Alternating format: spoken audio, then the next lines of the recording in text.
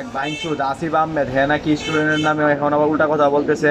হ্যাঁ নাকি এক কথা বলে নাই যে এরা নাকি এক কথা বলে নাই যে তুমি নই আমি নই নই রাজাকার নই রাজাকার। এটা কি আদৌ কি সত্য? এটাই বলছিল? আমার তো মনেই না। এরা তো বলছিল তুমি কে আমি কে রাজাকার রাজাকার, চেয়েছিলাম অধিকার হয়ে গেলাম রাজাকার, এই স্লোগানটা দিয়েছিল। ওরা বলতেছে ওরা নাকি এই স্লোগান দেয় নাই।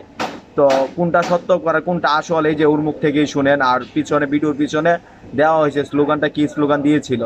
শিক্ষার্থীরা যে স্লোগানটি এই কর্মসূচিতে দিয়েছিল সেটি হচ্ছে তুমি নই আমি নই রাজাকার রাজাকার, অর্থাৎ আমি কিংবা তুমি কেউই রাজাকার নই। কিন্তু আমরা দেখতে পাচ্ছি সরকার দলীয় ছাত্র সংগঠন সরকারের বিভিন্ন দায়িত্বশীল এমপি এবং মন্ত্রী পদের মতো দায়িত্বশীল জায়গা থেকে একটি গুজব ছড়ানো হচ্ছে। তারা বলতে চাচ্ছেন শিক্ষার্থীরা স্লোগান দিয়েছে তুমি কে আমি কে রাজাকার রাজাকার। শিক্ষার্থীরা কখনোই নিজেদেরকে রাজাকার হিসেবে সাব্যস্ত করেনি।